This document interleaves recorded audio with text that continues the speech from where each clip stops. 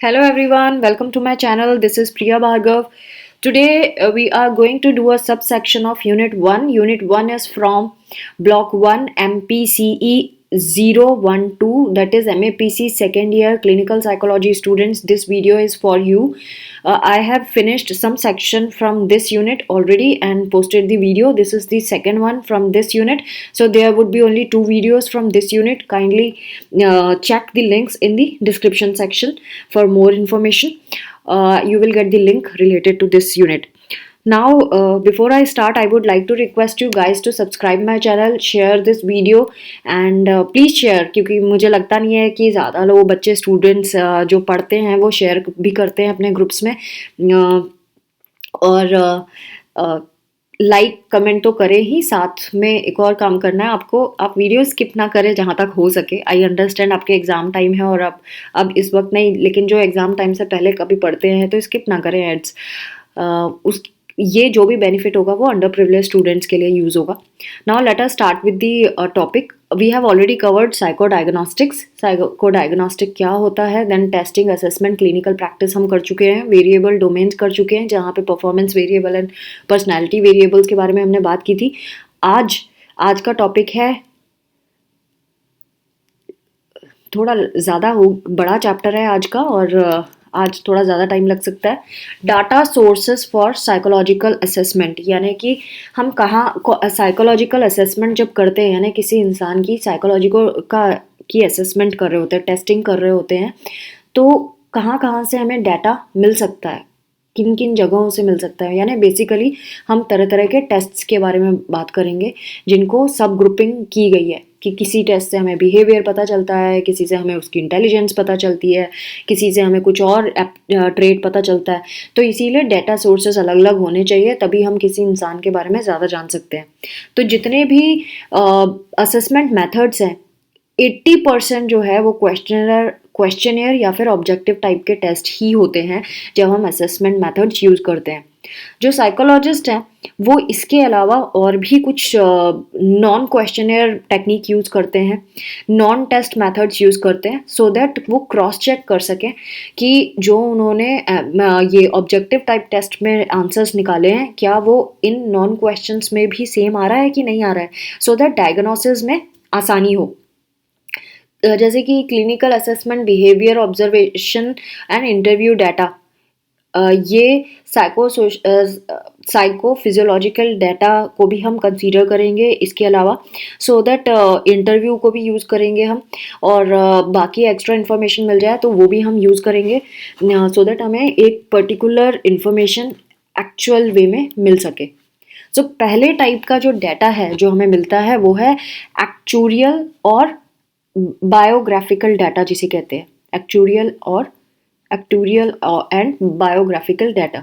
तो फर्स्ट जो है इसमें, इसका मतलब ये होता है कि हम पर्सन की लाइफ हिस्ट्री को देखते हैं, उसकी एजुकेशनल प्रोफेशनल रिकॉर्ड्स को चेक करते हैं, मेडिकल रिकॉर्ड्स को चेक करते हैं, देन क्रिमिनल रिकॉर्ड भी हम देखते हैं इस चीज़ में. एज क्या है, कितने साल उनकी स्कूलिंग हुई, प्रोफेशनल एजुकेशन थी क्या नहीं थी, वोकेशनल ट्रेनिंग क्या ली, मैरिटल स्टेटस क्या है, करंट एम्प्लॉयमेंट पोजीशन क्या हेल्ड की थी इसने पास्ट में, फिर लेजर एक्टिविटीज़ कौन कौन सी है, पास्ट इलनेसेस क्या थी, हॉस्पिटलाइजेशन्स हुए थे तो वो क्यों, किस रीज़न से हुए थे, ये सारे बायोलॉजिकल डाटा में आते हैं. और ये बहुत ज़्यादा रिलायबिलिटी वाले होते हैं, क्योंकि इसको तो आप झूठ बोल ही नहीं सकते, क्योंकि इसका रिटर्न प्रूफ होता है हमारे पास, तो इसलिए ये हमें बहुत ज़्यादा इन्फॉर्मेशन दे देता है, और ऐसी इन्फॉर्मेशन देता है जो बहुत कीमती भी होती है. ये क्लिनिकल और इंडस्ट्रियल असेसमेंट में ये फॉर श्योर यूज़ होता है और किया जाता है, और सबसे पहला चीज़ यही होता है जो हमें करना होता है. स्पेशल बायोग्राफिकल चेकलिस्ट आइटम जो होते हैं, असेसमेंट इंस्ट्रूमेंट, ये भी अवेलेबल होते हैं और अलग अलग लैंग्वेजेस में होते हैं. स्पेशल एप्लीकेशंस जो होती हैं वो भी अलग अलग लैंग्वेजेस में और अलग अलग कल्चर के हिसाब से बनाई जाती हैं, सो दैट हम उसको यूज़ कर सके असेसमेंट के लिए. नेक्स्ट टाइप का जो होता है वो है बिहेवियर ट्रेस, यानी कि जो ह्यूमन बिहेवियर है वो हम कैसे पता लगा सकते हैं? हम हैंडराइटिंग स्पेसिमेन से पता लगा सकते हैं, उसके आर्ट वगैरह वो करता है तो उससे पता लगा सकते हैं, यानी कि ड्राइंग्स, उसकी कोई कंपोजिशन है या वो किसी तरह से पोएम के थ्रू एक्सप्रेस करता है अपने आप को, या उसका कोई और लिटरेरी प्रोडक्ट है यानी कि स्टोरी राइटिंग, उससे हम पता लगा सकते हैं। ये बिहेवियर ट्रेस में आता है।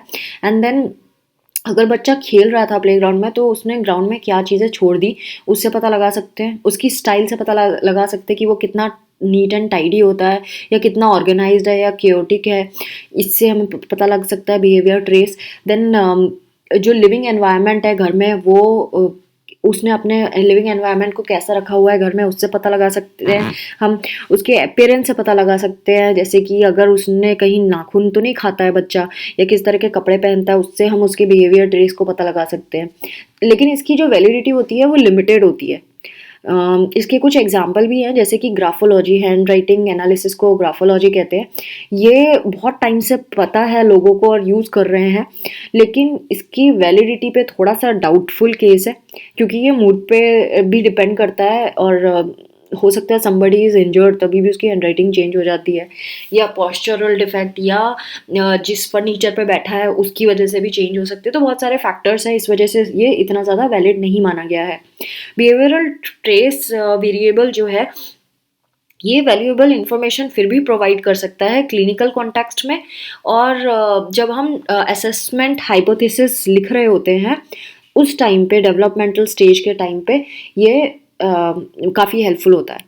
बिहेवियर ऑब्जर्वेशन की बात करें तो बिहेवियर ऑब्जर्वेशन ये थर्ड पॉइंट है, जो डाटा सोर्स है एक तरह का। इसका मतलब होता है कि हर एक असेसमेंट में ये तो यूज़ होता ही है। इसमें हम क्या करते हैं, इसमें हम मॉनिटर कर सकते हैं, डायरेक्ट रिकॉर्डिंग कर सकते हैं, और जो बिहेवियर, ह्यूमन बिहेवियर किस तरह का है उसको हम देख सकते हैं। और क्या इसको हम स्कोरिंग भी कर सकते हैं इसकी, कुछ क्वेश्चन टाइप के होंगे उसके थ्रू, इंटरव्यू शेड्यूल के थ्रू भी हम कर सकते हैं, ऑब्जेक्टिव टेस्ट के थ्रू भी इनके बिहेवियर को नोटिस कर सकते हैं। कुछ एग्जांपल्स इन्होंने दिया है, जैसे कि किसी का बिहेवियर, अगर आप एक ऑटिस्टिक चाइल्ड है उसका बिहेवियर आप प्लेग्राउंड सेटिंग में देखना चाहते हैं, या आप उसका जैसा कैटाटोनिक पेशेंट है जिसके जो बिल्कुल मूवमेंट नहीं करता, उसके बिहेवियर को आप मॉनिटर करना चाहते हैं 24 आवर बेसिस पे, वो इसमें आ जाएगा। देन ट्रेनी की परफॉर्मेंस आपको देखनी है एक वर्क प्लेस पे, वो आ जाएगा इसमें।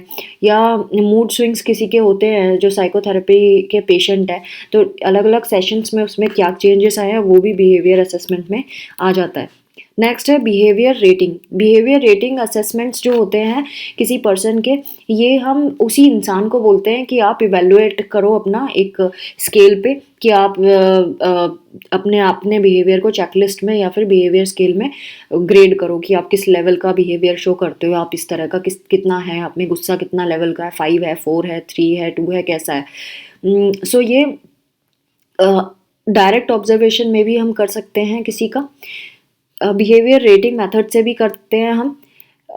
सो ये जो बिहेवियर रेटिंग मेथड है उसमें हमें इससे ज़्यादा कि हम क्या एसेस कर रहे हैं, हमें उस इंसान ने किस तरह से रेटिंग कर रहा है, मेंटल रिप्रेजेंटेशन उसका क्या था, वो इन्फॉर्मेशन हमें पहले मिल जाती है।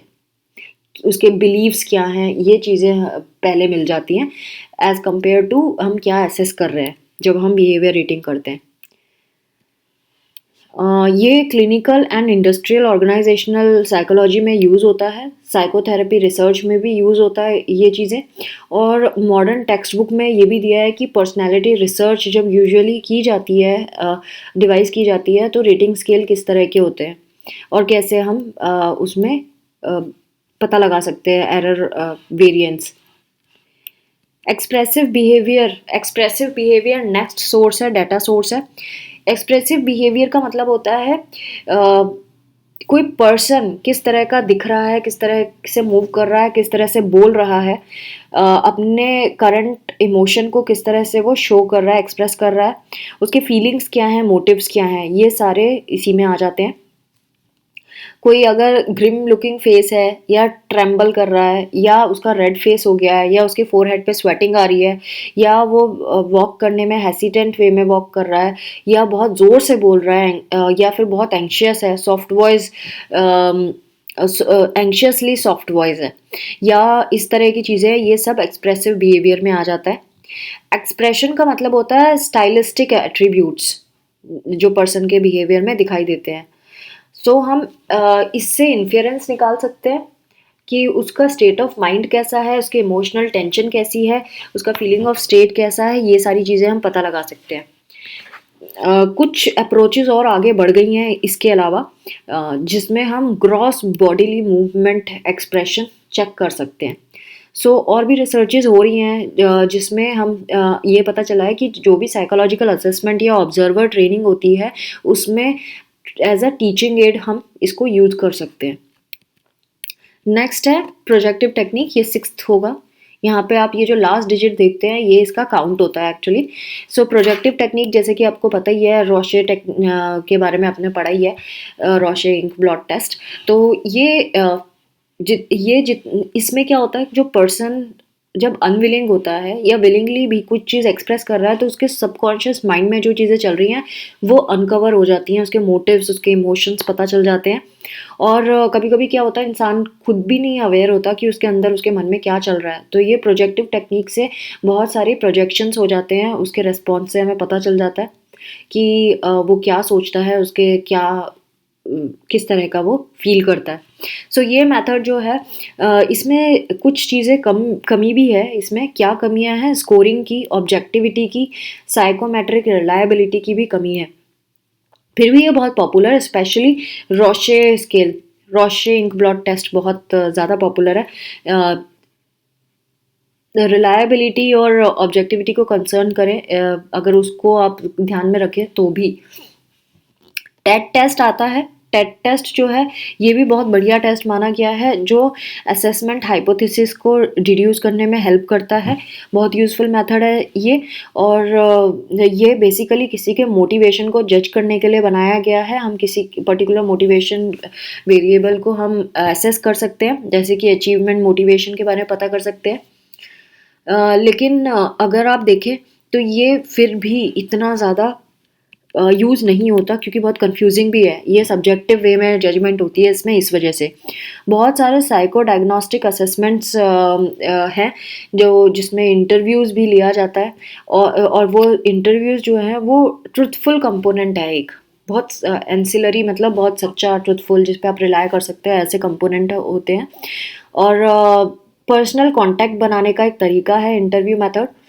और एटमॉस्फेयर, जिस एटमॉस्फेयर में हम एसेस कर रहे हैं, वो उसमें वो ट्रस्ट करने लगे जो क्लाइंट है, इसीलिए ये बेसिकली किया जाता है।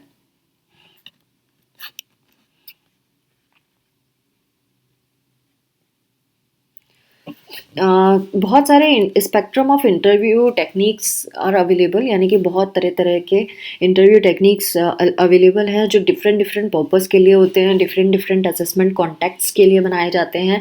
हम क्या जानना चाहते हैं उसके बेसिस पे बनाए जाते हैं।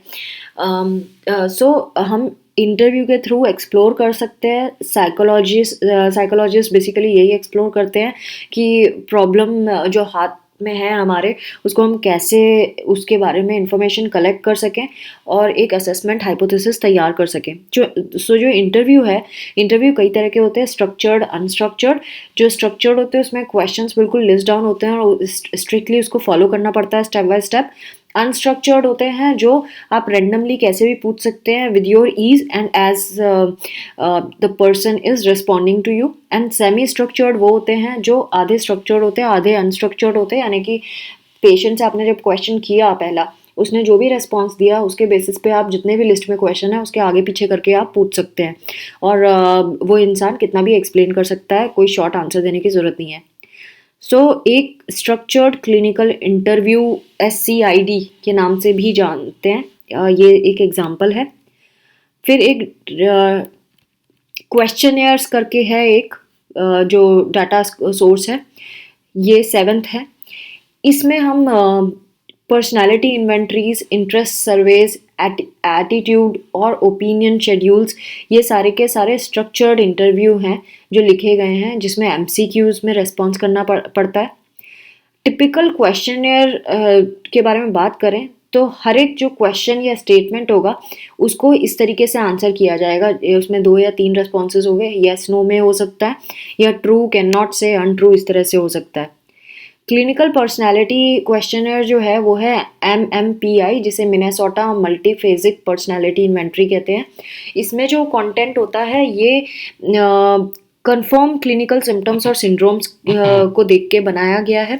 और पर्सनैलिटी क्वेश्चनर्स जिस तरह से डिज़ाइन होते हैं वो ये चीज़ें मेजर करते हैं, जो Big 5 आपने पढ़ा था, extraversion, introversion, neuroticism, personality factors, ये सारी चीज़ें वो मेजर करता है। और ये रिलायबल भी होता है क्योंकि इसकी वैलिडिटी स्केल में ये बहुत वैलिड है, इसमें झूठ भी पकड़ा जाता है MMPI में, दैट इज़ वाई। और ये बिहेवियर रेटिंग्स के लिए यूज़ होता है। फिर सोशल डिज़ायरेबिलिटी इसमें पता चल जाती है, अगर इंसान इस तरह के आंसर दे रहा है कि वो सोशल डिज़ायरेबिलिटी की वजह से दे रहा है, ये भी पता चल जाता है। तो जो पर्सन का रेस्पॉन्स होता है क्वेश्चन में, जैसे कि इन्होंने एक एग्जाम्पल बताया, जैसे कि I frequently feel fatigued without being able to give a reason. मैं बहुत जल्दी थकान महसूस करता हूँ और मुझे उसका रीज़न नहीं पता है। इसको हम ये थोड़ी ना सोचेंगे। जैसे कि एक और एग्जांपल है, as being behaviourally indicative of the so called fatigue syndrome. Fatigue syndrome है क्या ये? हम एकदम नाम दो ना, तो हम डायग्नोस नहीं कर सकते। तो फ्रीक्वेंटली फटीग्ड विदाउट रीज़न, ये टर्म्स का मतलब ये नहीं है कि उसको फटीग सिंड्रोम हो गया है, ये याद रखना है। हमें ये भी देखना पड़ेगा कितने टाइम बाद वो फटीग फील करता है, थकान महसूस करता है, किन सिचुएशंस में थकान महसूस करता है, ये फैक्टर्स भी देखने लायक है। तो क्वेश्चनियर डाटा जो है वो हमें बहुत कुछ बता देता है इंसान की अवेयरनेस के बारे में, हम उसके बिहेवियर के बारे में अवेयर हो जाते हैं, और जो सच्चाइयाँ हैं वो हमारे उसके बिहेवियर के बारे में पता चल जाती है। और ये एक डायग्नोस्टिक वैल्यू तो रखता ही है, एटलीस्ट कंट्रीब्यूट करता है, कम्प्लीटली नहीं बताता तो कंट्रीब्यूट करता है। देन है ऑब्जेक्टिव टेस्ट। अगेन आपको पता ही है ऑब्जेक्टिव टेस्ट का क्या मतलब होता है, ये 8th सोर्स है, डाटा सोर्स।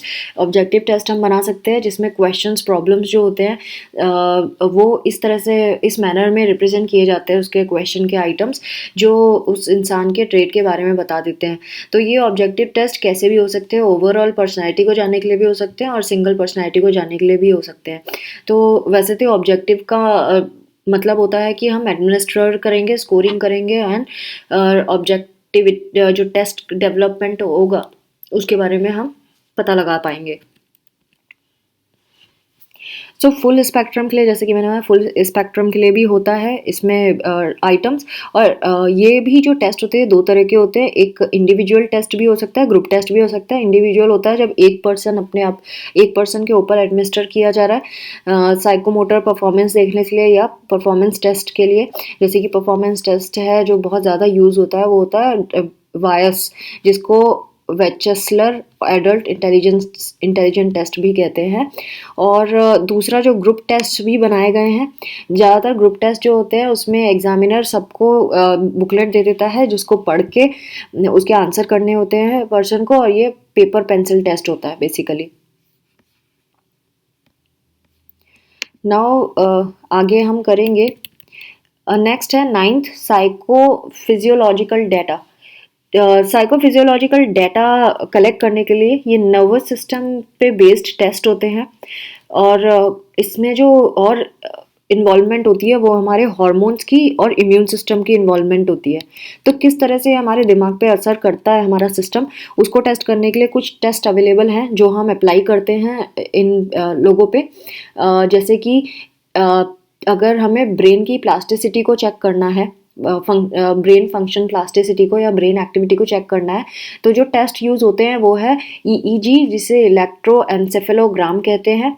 देन है fMRI, जिसको फंक्शनल मैग्नेटिक रेजोनेंस इमेजिंग कहते हैं, एंड MEG, जिसे मैग्नेटोएन्सेफेलोग्राम कहते हैं।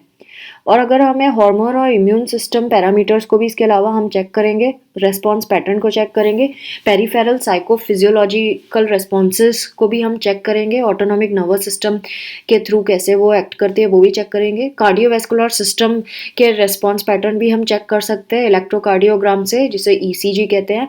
देन ब्रीदिंग पैरामीटर्स भी चेक कर सकते हैं, न्यूरोग्राम चेक करते हैं, pneumogram for lungs and sweat glands activity भी चेक कर सकते हैं हम। इलेक्ट्रोडर्मल एक्टिविटी भी EDA जिसे कहते हैं वो भी चेक कर सकते हैं। मसल टोनस को भी चेक करते हैं। इलेक्ट्रोमायोग्राम को भी चेक कर सकते हैं जिसे EMG कहते हैं। देन आई मूवमेंट्स को भी चेक कर सकते हैं। प्यूपिल डायामीटर या प्यूपिलोमीट्री जिसे कहते हैं उसको भी हम चेक कर सकते हैं। तो ये सारी चीज़ें हमारे बॉडी के बारे में बहुत चीज़ें बता देती है। स्पेशली जो जिनको हैबिट होती है कंज्यूम करने की, सब्सटेंस अब्यूज़ की या कुछ और डिसऑर्डर होता है, तो इन टेस्ट से हमें पता चल जाता है। सो मॉडर्न आजकल कंप्यूटर असिस्टेड रिकॉर्डिंग भी हो गई है अवेलेबल, जिससे जो ऑनलाइन भी हम मॉनिटर कर सकते हैं, किसी पर्सन की साइकोफिजियोलॉजिकल डाटा ले सकते हैं और ऑब्जेक्टिव टेस्ट के थ्रू भी कर सकते हैं, इंटरव्यू के थ्रू भी कर सकते हैं और पोर्टेबल रिकॉर्डिंग इक्विपमेंट ले जाके भी हम कर सकते हैं। पर्सन की जो डेली लाइफ किस तरह से, उसकी हैबिट्स क्या है, वो सब हम देख सकते हैं। तो फ्रेंड्स, ये तो थे कि कौन कौन से डाटा सोर्सेज हैं, कौन कौन से तरीके हैं जिससे हम इंसान के बारे में इंफॉर्मेशन निकाल सकते हैं। नाउ इनका प्रैक्टिकल एप्लीकेशन क्या है साइको डायग्नोस्टिक्स की। पहला है असेसमेंट ऑफ। इसमें तो आप सिर्फ हेडिंग लिखें और अपनी लैंग्वेज में लिख दें तो भी काम चल जाएगा, कुछ ज़्यादा नहीं है, हिस्ट्री ज़्यादा बताई गई है इसमें। असेसमेंट ऑफ इंटेलिजेंट और other aptitude functions. Of course real life में इसका क्या यूज़ है? इसका यूज़ यही है कि ये इंटेलिजेंस का हमें पता चल जाता है, किसी का असेसमेंट कर सकते हैं, किसी का एप्टीट्यूड फंक्शन का भी कर सकते हैं। तो कौन कौन से ऐसे टेस्ट बने हैं, वो हैं IQ टेस्ट, इंटेलिजेंस क्वेश्चन का टेस्ट जो पहले आया था, और जो अब यूज़ होता है वो है वायस, जिसे बोलते हैं वेचेसलर एडल्ट इंटेलिजेंस स्केल, ये यूज़ होता है। एंड देन विस्क, जिसे बोलते हैं Wechsler intelligence scale for children, ये भी यूज़ होता है। And Wechsler preschool test of intelligence, ये 3 टेस्ट्स आए हैं जिन्हें यूज़ किया जाता है। जो वायस है, जिस अगर इसमें देखें तो 10 individually administered test of 2 kinds होते हैं।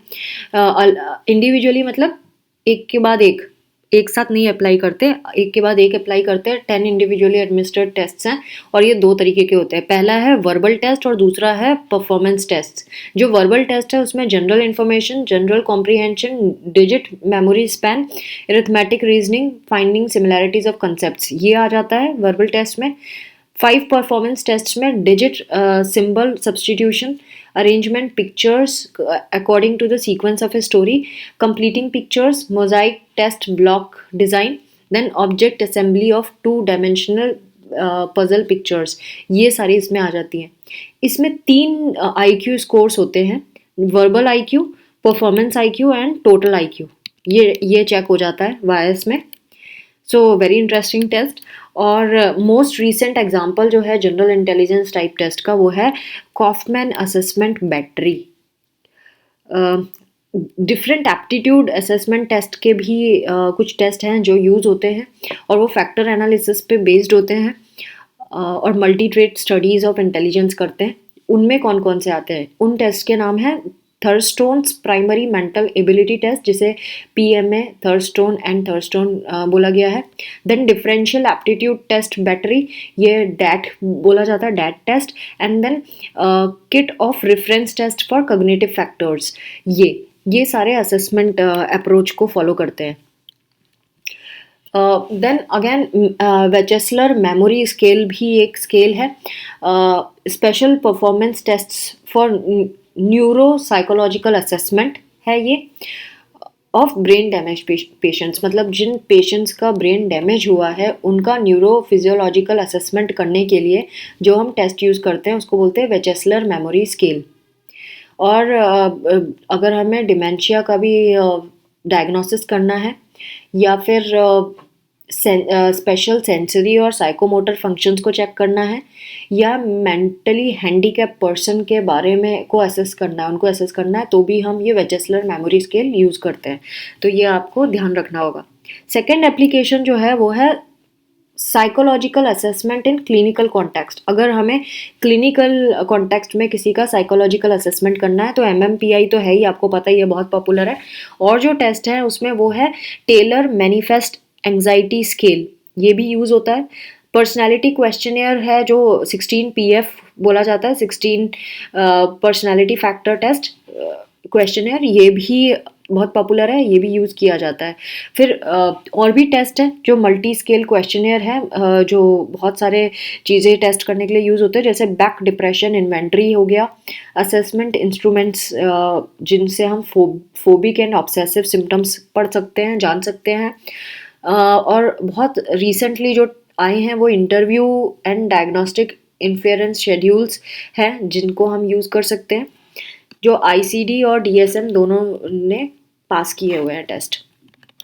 जो लास्ट इसकी एप्लीकेशन है रियल लाइफ में, तो पहली एप्लीकेशन क्या थी, इंटेलिजेंस एंड एप्टीट्यूड टेस्ट करना, देन क्लिनिकल सेटिंग में यूज़ करना सेकंड, एंड थर्ड है assessment in vocational guidance testing and job selection. जब जॉब सिलेक्ट करना है किसी को, बच्चों को, तो अलग अलग कंट्रीज़ के अलग अलग हैं, यूएस की कंट्री में अलग तरह के टेस्ट होते हैं, देन यूरोपियन एरियाज़ में अलग तरीके के टेस्ट होते हैं। तो इन्होंने यही बताया कि बच्चे को अगर अपना फ्यूचर में देखना है कि उसको वोकेशनल ट्रेनिंग कौन सी लेनी है या उसको कहाँ पे प्लेसमेंट होना है जॉब के लिए, उस तरह के इसमें टेस्ट आते हैं, जिसमें कैट बहुत पॉपुलर है, आपको पता ही है।